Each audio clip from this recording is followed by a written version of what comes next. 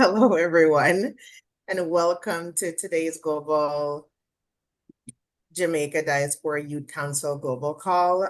Today, our topic is going to be about navigating the U.S. immigration, a youth dialogue for the Jamaican diaspora. My name is Vanessa Myrie. I serve as the U.S. West and Midwest representative on the Global Jamaica Youth Diaspora Youth Council. By profession, I'm a licensed clinical social worker and I'm based in Los Angeles. And I am honored to be your moderator for this important and timely conversation. So, whether you're currently living in the US, considering to study here, or thinking about relocating here, this session is really designed with you in mind. We know there's been a lot of uncertainty across the diaspora lately, especially with the recent changes in immigration policy. These shifts are affecting students, young professionals, and families overall. And for many, the process can feel confusing and even overwhelming. But today we're here to cut through a little bit of that noise and try to see if we can offer, in a conversational manner, some clear and practical insights from people who've gone through the process and who understand the system from both a legal and a lived perspective. But before we get started, I have a few housekeeping. We'll have time for audience questions at the end of the session, so feel free to drop your questions in the chat. We'll be sharing some helpful links and immigration resources before we close. And most importantly, I just want to make it very clear that I know that immigration can be a very touchy topic for a lot of people. So please note that this is a safe space. We're here to learn, share, and really uplift one another.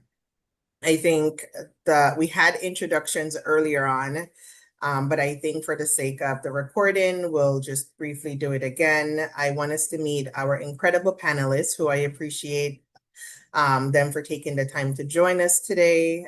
They will bring a mix of legal expertise and real life experience as Jamaican students navigating the US immigration system.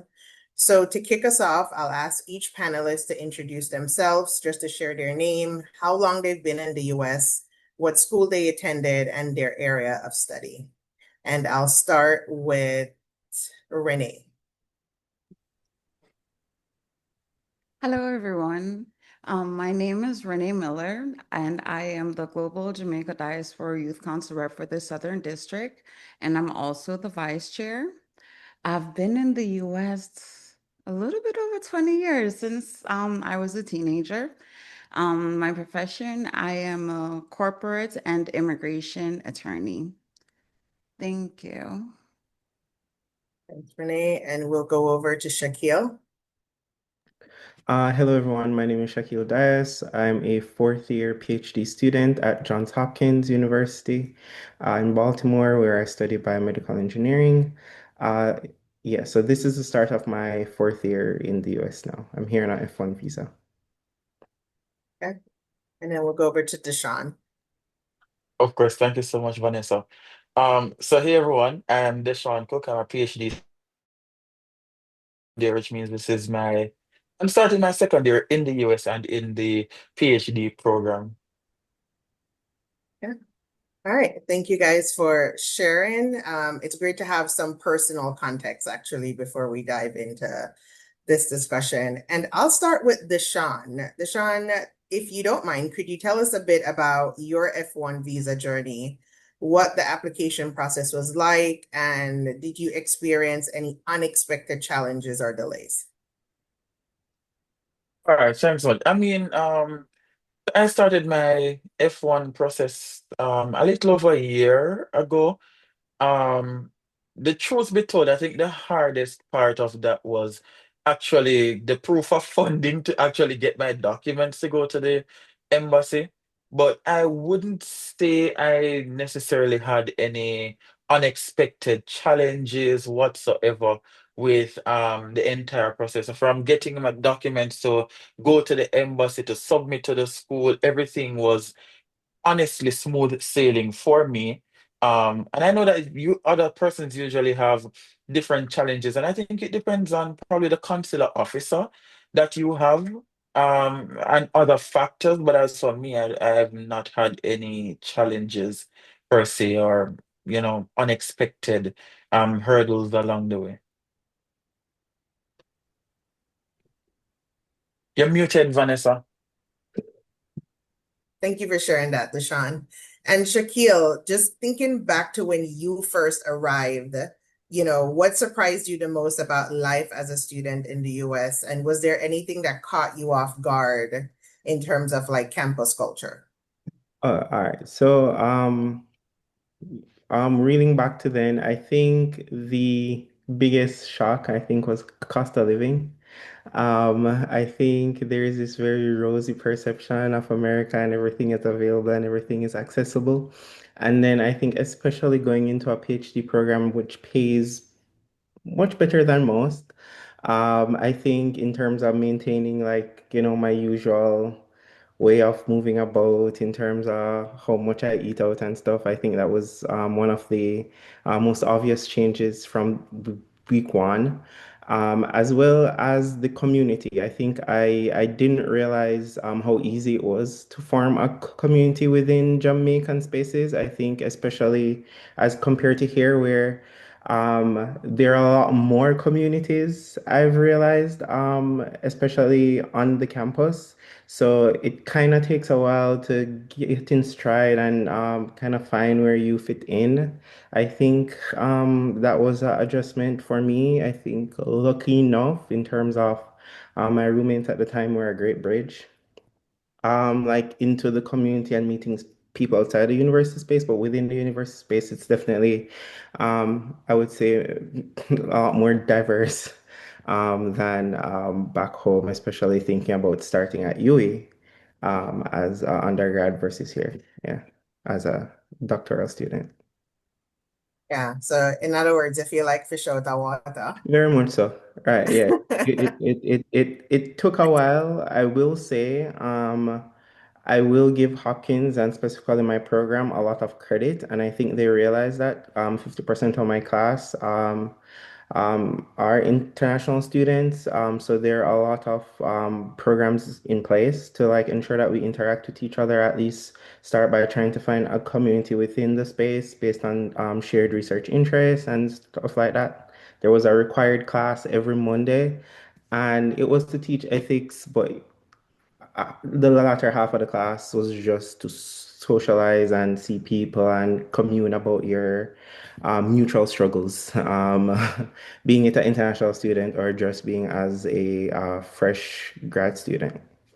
Yeah. That was good. And I think you hint on something that I think it's very important because whether you're coming to the US as a student or just moving to the US, finding community can be very hard, depending on the state that you're in, depending on the community that you're moving into, depending on what you do for work, depending on your family makeup. So being able to find those support and getting a sense of belonging is underrated, but so vital to our like emotional and mental well-being when we get into this country.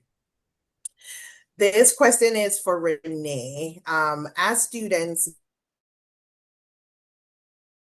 very So, real. What rights do international students have, and what common legal pitfalls should they look out for? Okay, so one of the basic, when you come in as an international student, you come in on an F1 visa. A F1 visa gives you the basic constitutional right that all American citizens have. So you have a right to due process, you have a right to health care, which is also why international students have to always have health insurance. You have a right to due process in any situations when any hang-ups in labor. You also have a right for work in that you have to always get minimum wage. So those are like the main rights where I will say for international students. For the pitfalls now, that's where we have it get personal. The main pitfall that international students face is falling below enrollment. Graduate students, I think, is 9 credits, and undergraduate students is 12 credits. Once you fall below the amount, now the schools have to actually send a letter to Washington and you have to explain why. The next thing is unauthorized work. My first thing is you take at this point in time in 2025, I always tell people do not do any work off campus. As an international student, you're allowed to work 20 hours, but only on campus. And I recommend everyone to go through the process because you get your work permit, you get your social security, and you get work experience on campus. The next thing is failure to report like address changes, any form of change in status, you have to always report it. If you get sick and something happened and you're going to miss a certain amount of class, you need to report it to your international student services. Another pitfall is overstaying on your I-94. When you come in, you get a stamp. Even though you're an international student, the second you go over the dates on your stamp, you're done. So those are stuff that will happen on school campuses.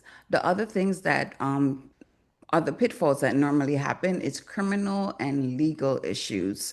So DUIs, marijuana might be legal in some state. I'd recommend an international student not legal in your state. Leave it alone. You will get in trouble. Any form of domestic abuse, any form of shoplifting, minor, any charge, any form of legal charge will mess up your F1 visa. The next thing would be academic and financial issues. You have to keep the GPA. If you fall below your GPA, you'll end up on probation. You can still stay, but after probation, if you're suspended, you're out of status and you'll have to go back home until everything gets resolved. Financial issues. Hence why you have to show financial documentation to come. So you have to pay everything on time, especially now when at this point, if you're not paying school or more, because spaces are limited, a school will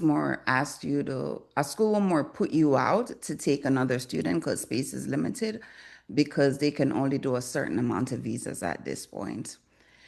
Travel risk, re-entry. Back in the day, you could travel a lot. Like it didn't even matter. Like there's times when I know people where it's like every month, every weekend you can go. Now in 2025, it's not recommended to do a lot of travel and re-entry. And whenever you travel and whatever you do, always bring your I-20. Have a copy of your I-20 in your phone. Don't leave it anywhere. Your I-20 is your only form of documentation to say, no, I am legal. Please contact the school. So those I think are like the major pitfalls. And I would say best practice to stay in status is just to keep your immigration document with you. Always stay in touch with International Student Services. Have a contact at your school where any single thing happen, you always let them know and do it as an email. I like copy trail. Always leave a trail of everything and explain what is happening. So that's what I would say. Thanks for for sharing that, Renee. Honestly, like you're speaking and my brain is like, hold on. This is a lot, right? And kind of like you said before, I think particularly for the, traveling back home very often, we don't always, it used to be you could just pick up and go home whenever. I think people are a lot more cautious about at least having a reason as to why they're going home and can show proof for that. Deshaun, you wanted to add? Yeah, and I think I just wanted to add a little bit on what Renee said. And I think probably just expound on one of those points. I think it's really important. So interestingly, I've never had any like unpleasant run-ins with immigration, but I almost had one. So I traveled to Jamaica in the summer and I was coming back. But because I originally came here last year, August, when I was looking at my I-20, I saw the date, but I read the day and the month wrong. Mm. So I thought it was saying August 6th, but it was saying June 8th. And you have to renew the signature on your I-20 every single year you're traveling. I was coming back in July. So in my mind, the I-20 is saying August 6th, but in reality, it's saying June 8th. So I was going through and I realized the immigration officer scanned and he looked at me and he asked me a few questions. And he said to me, and I'm not going to forget, and he said to me, as soon as you get back to school, ask them to sign this for you before you travel again, because your signature has expired and you need to get it signed. I didn't even explain anything else to him. I just took it and I said, thank you. And when I walked, I was like, yeah, we don't do the same date format. So in my Mhm. mind, I was reading it wrong all along. So I could have had, thanks be to God, I didn't have an unpleasant encounter, but that is so important. And he kind of just explained it to me in that moment. So I think that's one of the things that you said, Renee, that really kind of stood out to me. Don't leave your papers. Watch it, follow it, write the dates down. Even I've been here for so long, but dates still up to this day, because I'll travel so much, it messed me up. If you say anything I sign, I actually write my days out. Like I write June out, like I write it out because I still up to this day get confused with the up and down. And it's like the worst time you want to be confused is in a legal situation. Yeah. Yeah, and I think, Deshaun, that is a perfect example of a culture shock, right? Right. In terms of how we do, and it's so innocent. It's an innocent thing that really, in this day and age of how they're operating with immigration, could have gotten you in really big trouble, to no fault of your own. Then you would have to hire Renee to come defend you, and that's money you already don't have as a student, right? So, yeah. Um, Shaquille, I wanted to roll over to you to say some of, what Renee was talking about. A lot of it has to do with visa compliance, which can be very overwhelming. How do you personally stay on top of things like your course load, your work eligibility, your travel restrictions? Like, how do you keep everything in order? Um, so I will say I'm grateful for the systems that a school has in place, where you do get your reminders. My thing though is usually by the time you get a reminder, you don't have a lot of time to fix the situation, right?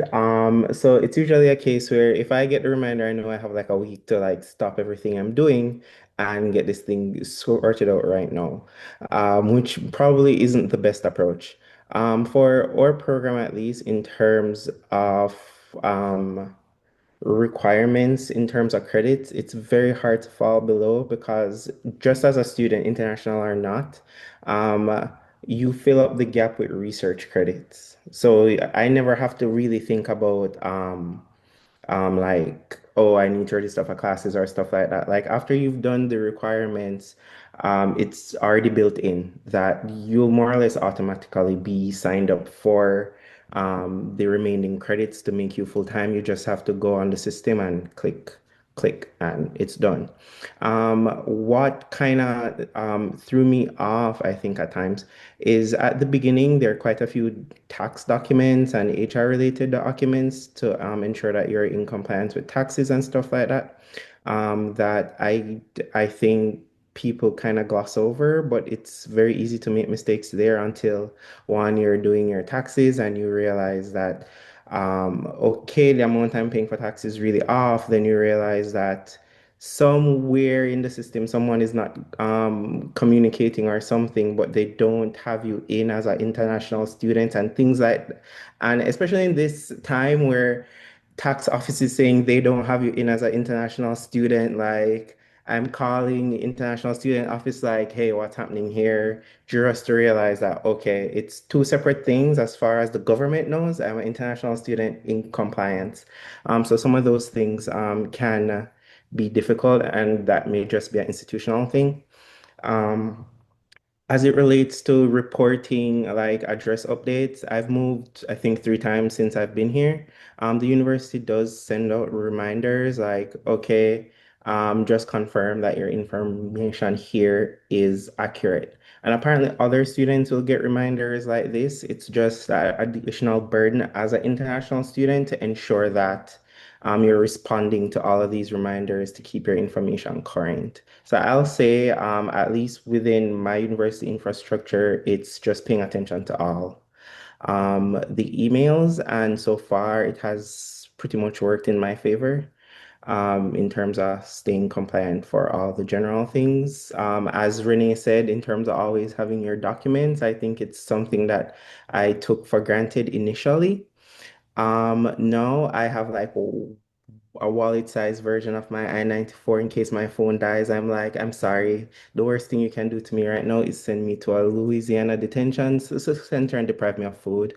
Like if you have any doubts, send me to Jamaica. I do not want to be detained anywhere while we figure things out, right? And I'm going to say I would assume most of these things aren't happening in malice, but I do not want to be caught up in anybody's mistake. So I print a credit card sized version if you have to take a magnifying card and look, but I have it at all times, just in case, Um, Yeah. So it sounds like Shaquille, two things that you're saying is one, paying attention yep. to, dates and everything, similar to what Renee's saying, but also it sounds like some schools, and I don't think I don't think every school has this. You have the luxury of this, which works in your favor. That the infrastructure for international students at some schools are better than others, right? Where they're keeping you on track and on task with making sure that you're staying in compliance with what you need to do. Deshaun, I wanted to ask you, how are you keeping yourself informed about immigration status and legal rights? And I say that because there's been so many changes in the past since January. Let's just put it that way. I feel like every time I open social media, every time I go on the news, um, and I just see there's a new update. And sometimes I struggle to figure out, is this something that's coming down the pipeline or is this something that's implemented? So how do you stay on task with that? Um, I think it's somewhat in line with what Shakila said. I think maybe I never took it for granted in the first part, maybe because of where it is that I'm located or situated. I don't know. I never took it for granted at any point in time. It's one of those things where I'm always looking out for communication from ISSS at my institution, which is the office that deals with international students. One thing I must give to them, they're always on the ball. As soon as something happens, they send you an email. And I remember um, when there was this whole uncertainty about the cancellation of student visas and what that would be. And I remember them sending us an email trying to just help us sort through all the noise that was happening around that. And they just kind of gave us a few steps. And they're like, if you have like a run-in with specific officers, then this is what should happen, that sort of thing. And we don't underestimate the power of community. And I think I have the luxury of being at a university that has a well, a large number of Jamaican students. So we have like this WhatsApp group with all the Jamaican students that we can come in contact with, and we share information there. As soon as something happens, somebody sees an article, we go ahead and we share it and we have conversation and see how is it that we can remain compliant with all of these new policies that are being put in place. I would have also been a part of the CARICOM graduate students body, and they also share a lot of information regarding this. So I think it's just being able to get information from all of these different sources, um, trying to get clarity on anything that you're not so sure about. I must say, at some point, it starts to become a lot, and you're like, you know what, let me just finish this and see where it goes from there, but you just don't want to ever be caught up. Just as Shakil said, some of us may, because I was laughing just now, but it's just laughing from that place of understanding exactly what that fear feels like. Um, there's just so much going on, and it just starts to feel like, did I make the right decision at some point in time? But one thing that the international officers continuously said to us, just look out for any information that we send to you. Um, follow whatever needs to be done, they address change. They continue to stress how important that is to randomly. It's not even just at the beginning of the school year, but randomly they'll send you something to confirm that your address is correct and all of that. But the International Students Officer has been really great help thus far, and just a community of having other Jamaicans here that we can share with and the CARICOM students. Yeah. You hint at something that again is so important, and that is community, right?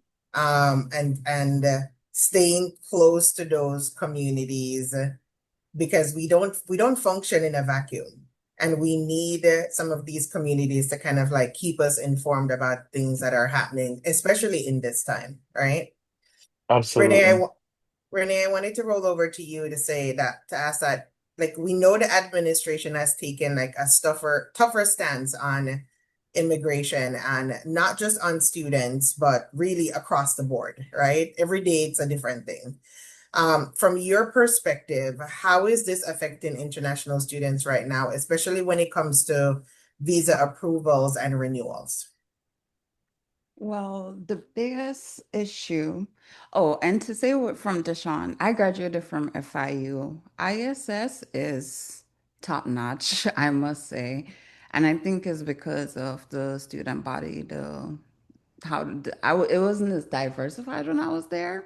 However, they were always on point. So a good ISS will help any student. And even if they're not that good, you stay in their office because it's important to you. So, one of the big things, the big changes that happened in June, I think, was social media.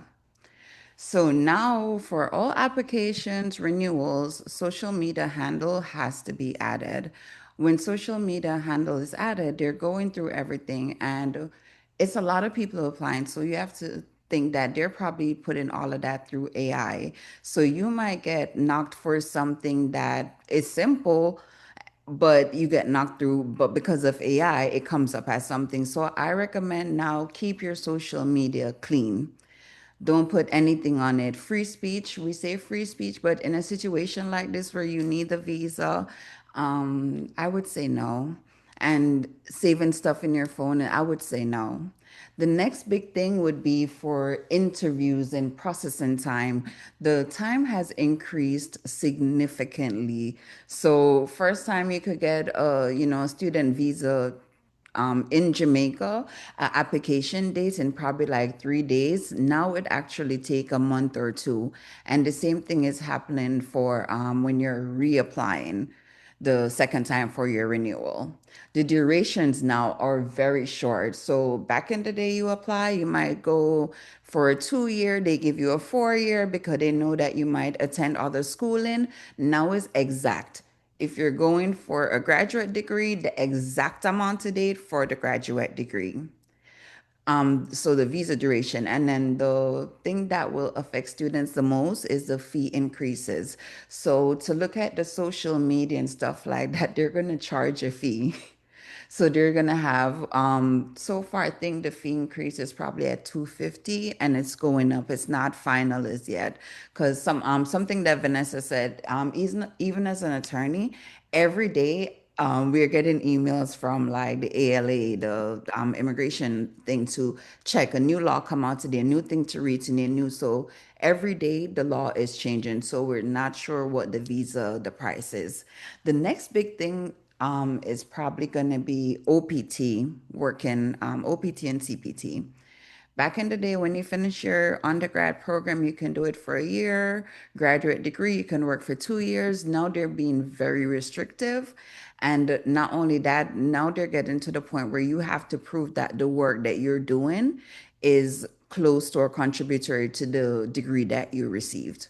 So I think those are like the major things for immigration students, for international students that are renewing and getting new visa.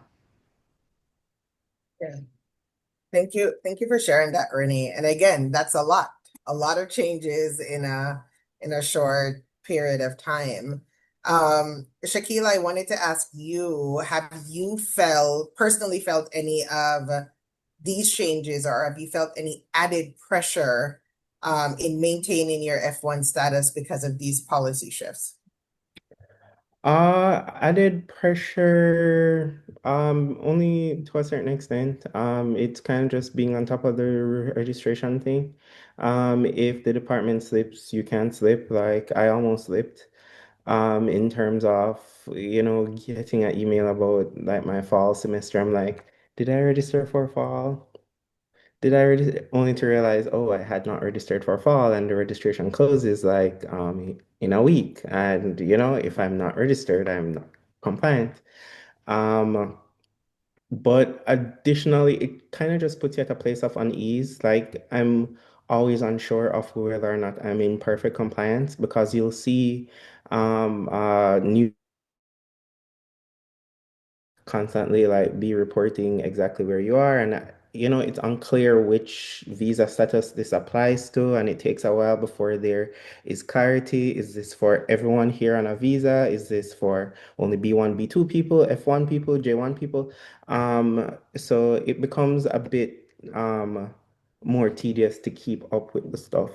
Or international student office only sends things out once per month, so it kind of puts you in a slightly uncomfortable position, like waiting on the next update. I think at the beginning of the administration change, like you got a lot more regular emails, which essentially just said stay calm. I'm like, dude, like, that's easy to say because I'm pretty sure like everyone in your office is not It's on, freaking out.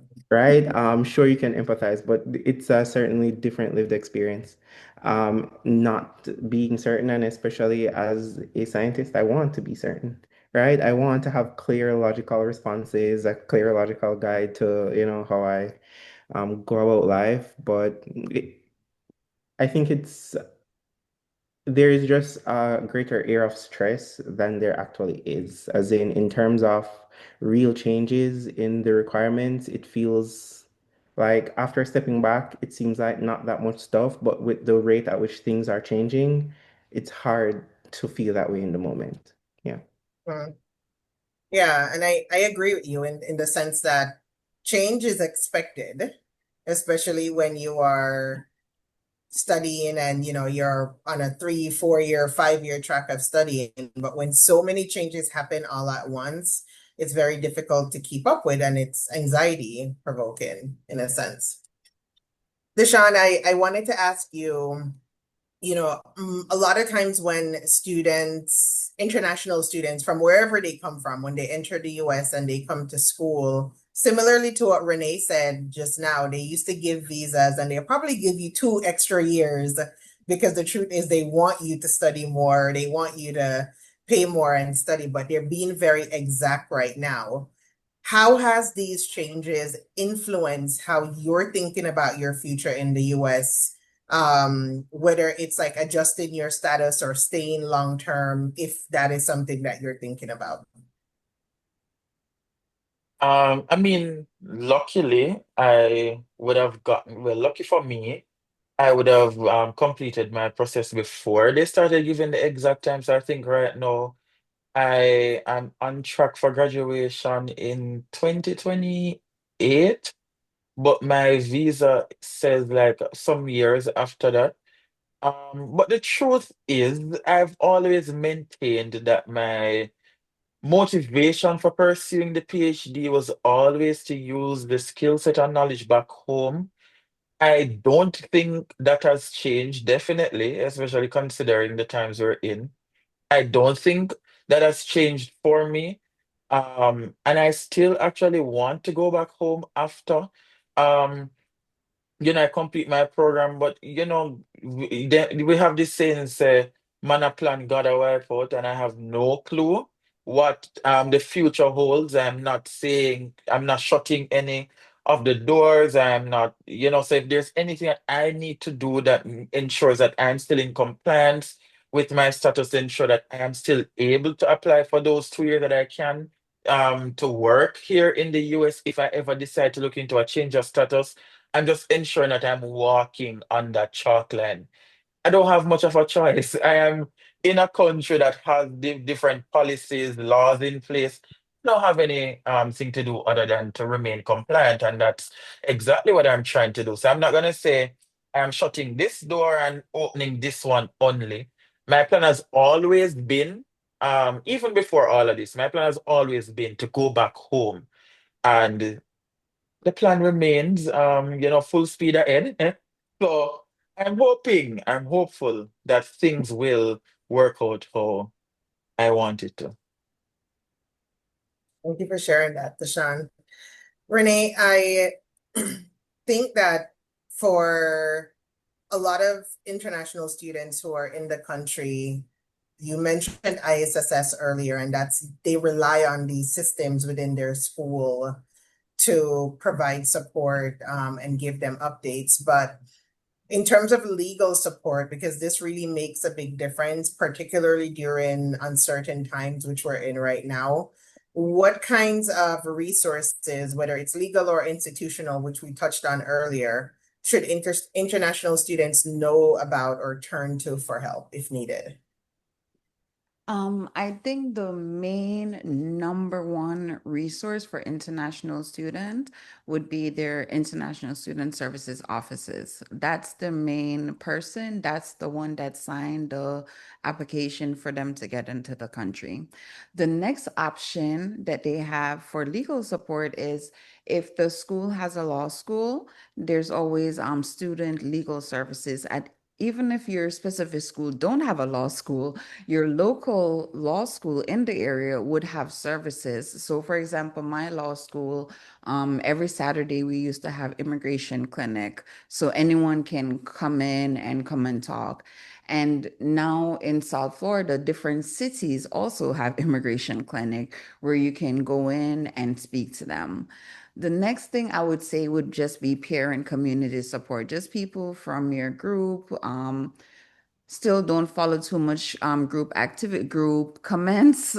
Still know for yourself. So it might say something might come in your WhatsApp group. Still go do your own research because you can't tell immigration officers, sir, they put it in the WhatsApp group. So I thought that's what it was. So still go research for yourself. However, using those groups though will kind of give you an idea of what's happening, something you might have missed. So as how Deshaun is like plugged in and plug into a group so you don't miss anything that you need to go research for yourself. Mhm. Yeah. And I like that you kind of laid out those three options. I think there are certain things that come into play when we're talking about immigration from a Jamaican perspective. One, we come from a culture where we're secretive to an extent, and that works against us in some ways. Two, there's a lot of fear mongering in our culture, really. And so that makes it very difficult for people to kind of clear the noise to figure out what's going on. And so I think being able to use the resources that you have as information, but making sure you're doing the work to find out, is this accurate or not? Or is it applicable to me or not? Because, and you can't cast a big net depending on what's happening with you. Shaquille, you wanted to share? Yeah, I kind of had a comment and a question. So I know for us at Hopkins, they make it abundantly clear that you will not get legal help from us, right? Which is a very discomforting position to be in, especially as a student during these times. Like the best they will do is like, oh, here's this legal office. They charge XYZ, like their place is our own. But like you saying that makes me wonder, like, oh, there are really some really good offices out there. Like, or is make it abundantly clear you are required to inform us if you have any issues, but don't necessarily and expect to get legal help, as in they do not give individual student legal help, which is I'm not sure what the policy is at other places, but it like hearing that kind of put my expectations in frame, because like the instructions that you would get is, oh, if you have any issues, call them, call them, call them, only since all of this to find out that oh, you're calling us to more or less inform us, and we'll try to put you on to somebody else, but don't expect to get help on this first call, right? Which kind of put things into perspective for us that one, it probably might not be free, and two, it probably won't come to us, come from us directly. But they're like, we're here to support you. I'm like, sure. Um, but with that in mind, are there any like nationalized immigration rights groups or anything that provide legal services? Because I know like there are groups that will provide like human rights services and if you're being discriminated against and you know if that's your general thing, like these groups are very vocal and stuff. I was just wondering within the immigration law community, is there any resource like this? So if I have one call, I could probably just call them and tell them to inform Hopkins. 99.9% of schools is like your schools in terms of ISS does not offer attorneys or anything as such.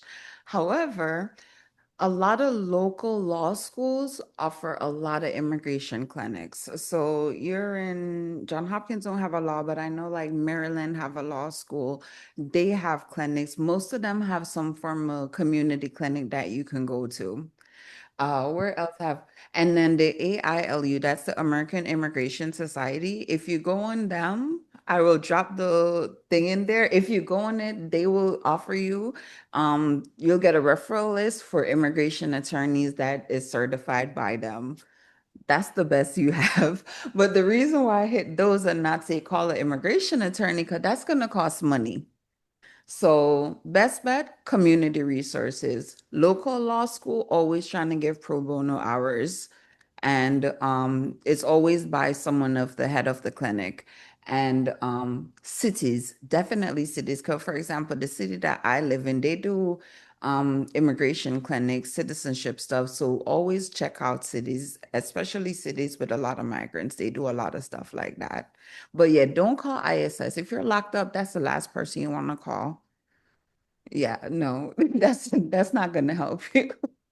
Yeah. I know because that question, I've gotten that question a few times since January about like who do you call? Do you call your school? And I'm like, depends on what time you're even calling them if anybody picks up that phone.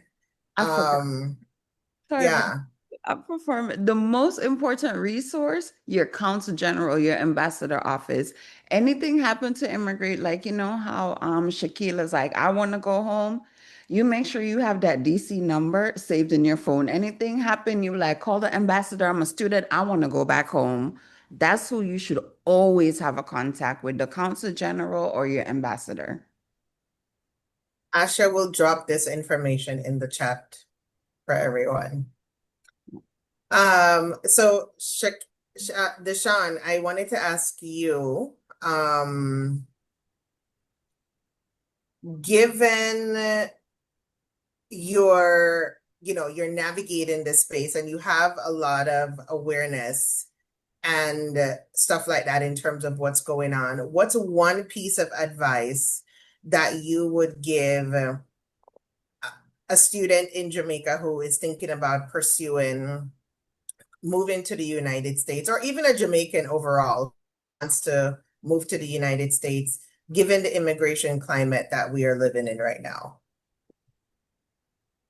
I think one advice would be stay vigilant and stay compliant. I don't think that can be stressed enough because oftentimes what happens is that, and I think one approach I have is that when you're in a room, you do as the Romans do. And I think that has helped me to be a little bit more maybe appreciative and align with what exactly it is that is going on.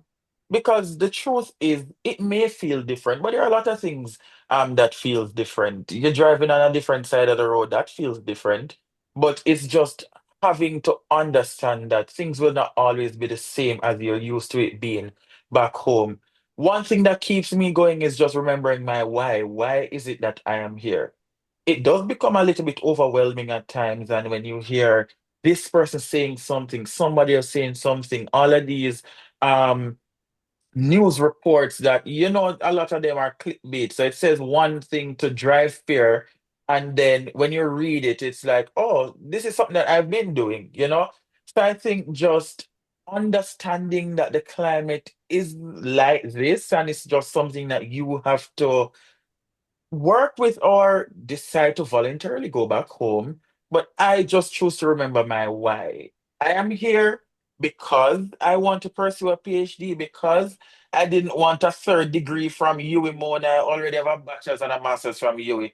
Me don't want a next degree from UWI. So I am here because of all of those things. I am here because of the resources available to me at FIU. I am here because at the end of these four, hopefully four, or probably less years, the PhD comes after your name. You're an expert in your field and you get to go back and do all it is that you want to do. All the great things. Go ahead and change the world. Whatever it is that you want to do. Remembering your why, I think, is important. Your Honor, 5 million. Thank you for sharing that. Her position. I acknowledge that the sperm sample was destroyed due to the plaintiff's negligence. Yeah. But even Devante, I'm not sure if you're trying to say something. Okay. Thank you for sharing that, Deshaun. And I think nail on head about remembering your why and why are you here. I think that's important because, to be honest, we are from a culture where we're unruly. We like do our own thing, and we have our own way. And I don't think being compliant in Jamaica, it rough. It's really rough. But I will tell you though, we will do it if we need to. And I think what you just said about remembering the why, the outcome of what, the goal you went in there for is important, because that will really keep you on task. And the truth is, regardless of what your immigration status is, before you had leeways in what you could and could not do, not right now. Not right now. So really, even something as simple as thinking of going out to a party, your brain is thinking of all the things like, how am I going to get home? Who am I driving with? All of these things, because the being compliant is at the forefront of your brain, as opposed to that was probably not the case 2 years ago. So I think that's important. The truth is, honestly, I just don't go. And I remember, yeah, I just don't go. And it sounds that way, but like I remember they were having like a whole protest and all of that on campus. And I was like, you know what? I'm not even going to school that day. Like I don't want my IP address to ping anywhere near that protest. Like just didn't go.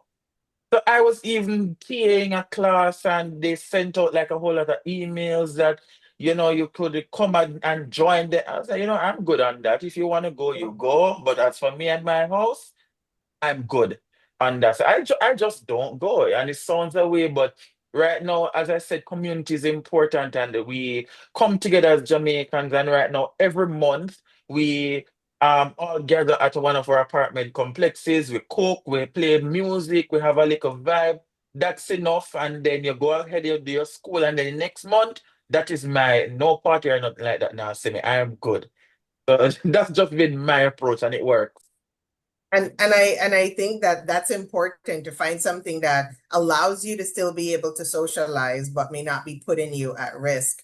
You hinted on something that's very important, because it's a common conversation among international students of them not wanting to participate in any type of unrest or protest, or not even wanting to be outward vocal about things they don't agree with, because they also feel as if they could easily be penalized, and those things will put them at risk. So they're not going to the protests. They're not overtly saying anything on social media about their feelings, yay or nay, for whatever the issue is that's going on. And it's really especially in the age of social media, where people just speak their mind, it's very restrictive. And when you think about how your brain is going to be altered after the 4 years of like, me not say that, me not really vocalize, me not really say nothing, like I'll say it in private, but it's a significant shift in the way of navigating this immigration space. And Shaquille was going to share as well. Yeah, like I've had a similar experience to the Sean where in our university the grad students have a union. And the thing is, we all signed up for this union prior to, the current thing about we're here as students, not activists, right? And the rebellious person, the rebellious Jamaican in you, the vocal Jamaican in you will want to stand up for your rights, like Block Road and Bonfire, you draw attention to the issues that you face, and it has been very difficult to like keep out your mouth at times and just walk the straight and narrow. I support you from afar. There are protests for science that my entire lab has gone to, and I'm like, please represent international students well, because we will not be there with you, right? Mhm. Type of thing. And then even within the university space, it has really changed. I think international student participation, right? Like even in meeting with persons in admin, they're like, oh, we don't record meetings anymore. You don't have to scan to attend type of thing. Just show your ID because people don't want their name put down. Like I co-direct a program that's supposed to help students who wouldn't usually get help with PhD applications, right? Even from a university legal standpoint, we have been shuttered, right? And this is not me being an activist or complaining just for the powers. Maybe you can be clear. I'm just we have become a lot more reflective of how our opinions align with current policy and things like that are difficult, especially coming into a new space, realizing that even while you may lose some things being in the new space, as Sean said, that the experience is different. There's still things you can take advantage of. There are things I've done here that I would 100% never have experienced back home. So that's great. It's great to be open to certain things, but it becomes difficult at a time like constantly explaining to your non-international student colleagues that, oh, I can't do that with you. I'm sorry. Right? No, it's not me discriminating or anything, but on the off chance something may happen, the reality is I don't have the same rights as you do, right? And while coming here to enjoy all of these things, it's constantly being cognizant that puss and dog 100% do not have the same luck Yeah. here, right? So enjoy your communities, and it's just so strange that at times, especially as things has have shifted, I've kind of have to shift my circle a bit just so I don't have to constantly explain why I'm sorry, I'm not going to take the risk at being at this gathering, um, this uncontrolled space. I'm sorry. I hear you. I hear you, Shaquille. It's basically keeping your positionality at the forefront of your mind and being intentional and choosy about the spaces that you engage with or the people you engage with. Renee, you were going to share something? No, I was just gonna add, like I always tell people this now, like it's okay to stay home. It's okay to not participate in protests and whatever is happening because your status is completely different. I remember when I moved here as a teenager and this older Jamaican lady, she pulled me aside and she basically was like, listen, you're in this country. You're living here now, you're going to school, but you have to remember everything is different for you. Anything happen when trouble come is you first going to get the trouble. How are you going to explain it to your parents? So I tell everyone, you did all of that to get your visa. Under what circumstances do you believe that you should be outside? You should always be inside studying. It's not that you don't believe that, but you're not in the position. If it was Jamaica and something happened to Yui and Deshaun down there and outside, then I'm gonna be like, hold up, Deshaun, what's up? You should be outside. But here, if I hear Deshaun is outside, I'm gonna be like, hold on, where are to the people them outside? So I recommend that to everyone to stay inside and also stay vigilant on social media. Even I see Deshaun post a chat, even stuff that you like, even simple things, years ago, I don't have social media. And one of the main thing is like when I started law school, they're like, everything will be seen, everything will be shown, the bar have to see everything. And I always remember back in the day, in my party days, I'm like, if I go out, a friend tag you, everything is tagged. It's the same thing with social media. Now a friend send you something, they tag you, you like it, you laugh, and it turns out it's against policy and you get in trouble. So stay off the social media. You can look, you can smell, but keep kitchen table talk at kitchen table, at least right now in this period of time. Yeah. And I think that that's important, Renee. I was even like even Deshaun saying, I don't even like posts. That's a big one. Or sometimes I will see people engaging in commentary and going back and forth. I'm like, I could read this, right? Like I'm reading this whole thread of you going back and forth. So if they pull up your stuff, they can see what conversations you are having. So I think that's really important, Renee, to stay vigilant, particularly during this time right now. Shaquila, I wanted to ask you, similar to asking Deshaun, what advice would you give to anyone who's wanting to move to the US or as a student who wants to pursue education here in the US? I would say be as selective as you can about exactly where you're going. If you have options, weigh your options very carefully.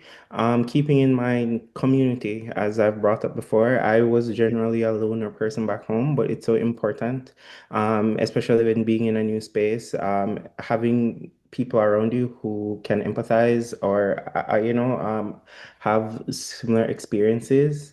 Uh, be knowledgeable before you come of what the rules and regulations are. If you're going to join an organization, find out from the organization what the rules are, be it a working organization or a school organization. Tap into those resources before you get here. Um, to just be aware of what you have access to, what you won't have access to, in terms of figuring out how easy it is to move about the city, what is the lived experience of people who look like you are in the city, because even though your status is different, you'll probably be treated similar to whoever you most visually align to, and keep those like smaller things in mind. Like I can say in Jamaica, I've never experienced racism. I've experienced classism, some amount of colorism and stuff, but like keeping those things in mind, hearing other people's stories, like just be aware of the space that you're moving into. Those things are as important as the actual thing you're going to do, right? Move in silence, move in purpose. It is not going to be easy.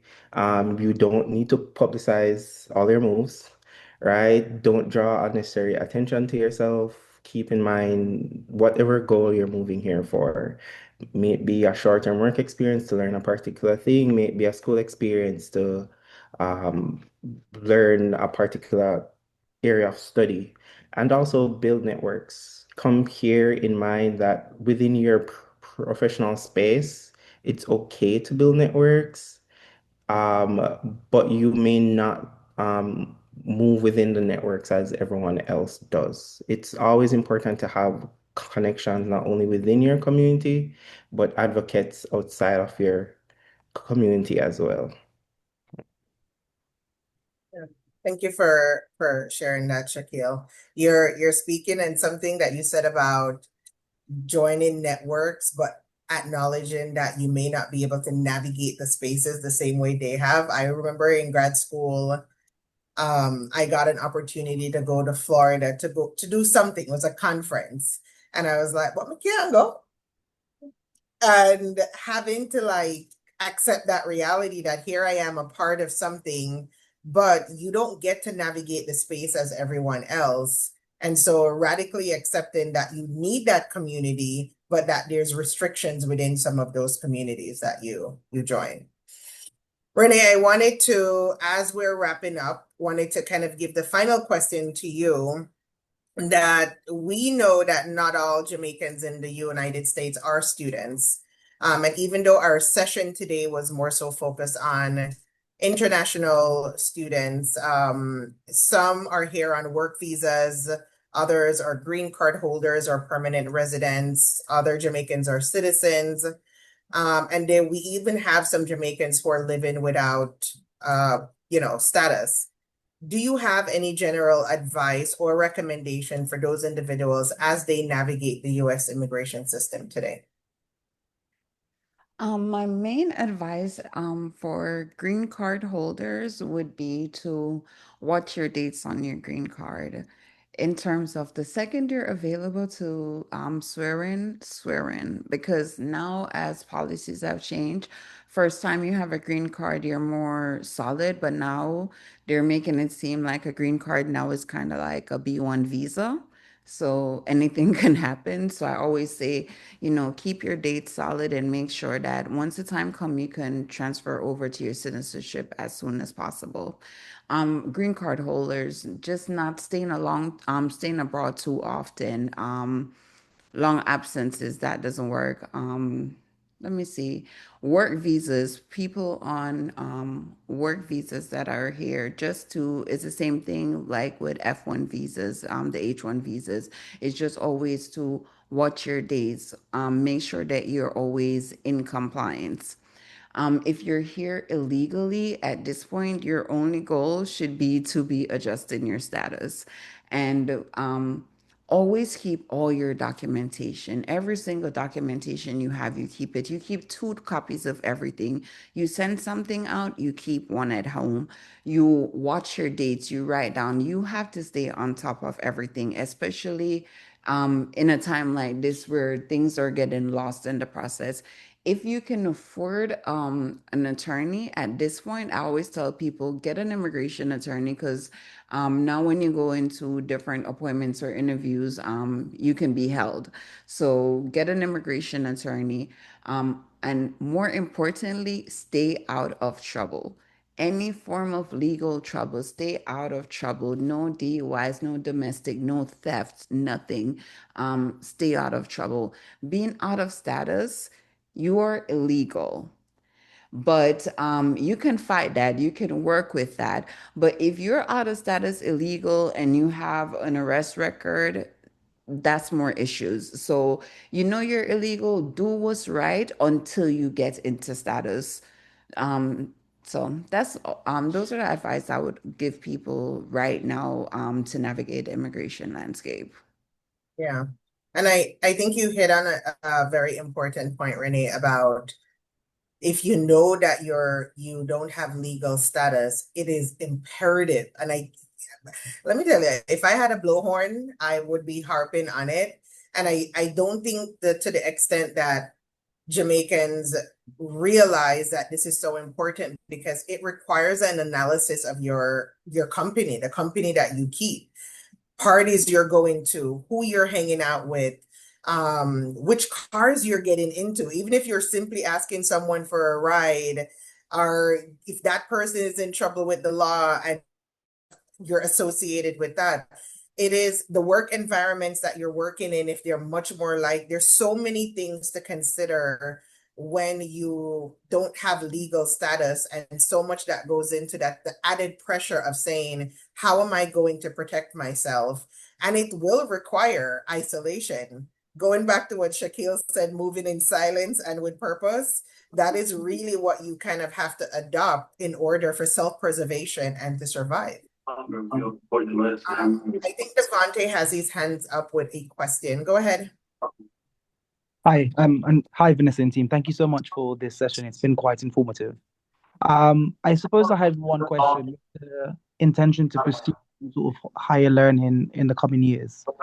If you're a dual citizen of Jamaica and another country, to what extent does that influence the decision of sort of like giving admission or the legal process of getting in? Is that a big factor that's been considered, or it's not? Look, it doesn't matter at all. It okay.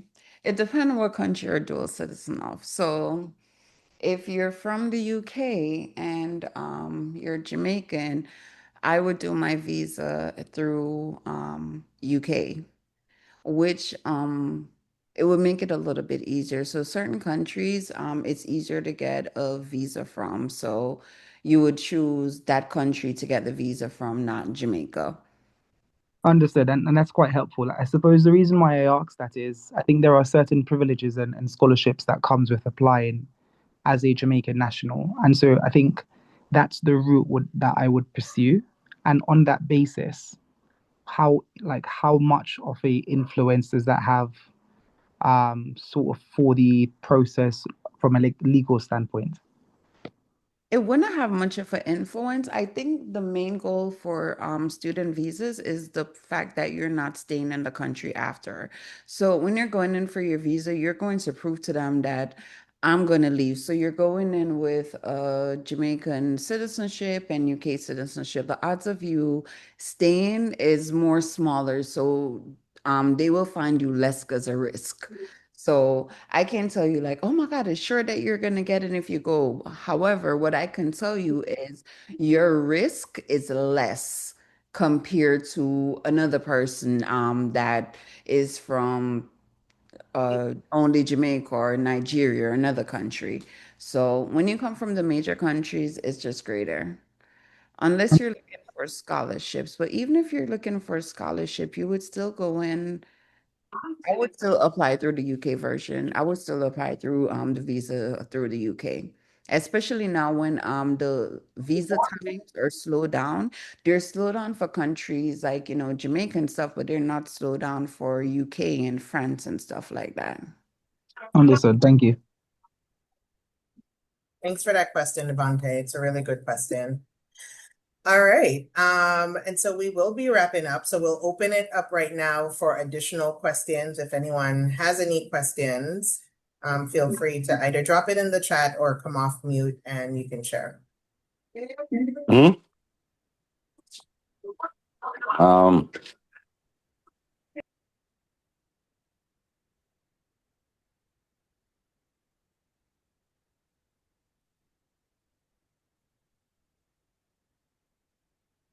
I don't see any questions in the chat, but Asha did drop a document. Asha, would you like to share what you dropped in the chat? Sure. Actually, Vanessa, I feel you would best be able to speak Oh, on, but that's it. yeah. I thought it was the one with the immigrate with the consulate phone number. Well, you did have the emails It's to on there. Yeah.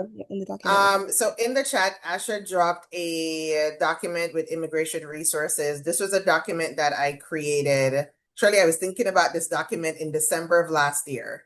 And I knew for some strange reason come January, the shoe was going to drop. So it really came in handy of just kind of breaking down different types of statuses that Jamaicans may have in the United States and what are some recommendation about things that they can do really to protect themselves. At the end of the document, there is a link on the last page. If you click at the bottom of it, it'll pull up a list of attorneys across the United States. The list was curated by the embassy, the Jamaican embassy in Washington. And so they try to keep it pretty updated as much as possible. So if you're looking for immigration attorneys, that could be a helpful resource. And the document itself has the information for all the Jamaican consulates across the United States as well. So if you want to lock that information in, as Renee said, that's a number that you want to have saved in your phone. In the event that you have to call it, it's useful because if you get detained for any reason, they'll be able to contact your family members and let them know what's happening with you to some extent. So if there are no other questions, I wanted to ask the panel, do you guys have any questions? Okay. Thank you all for being here. We rescheduled this session a few times, but I'm very happy that we were all able to make it. Shaquille, Deshaun, and Renee, I appreciate your insight and your expertise and feedback on this very important topic.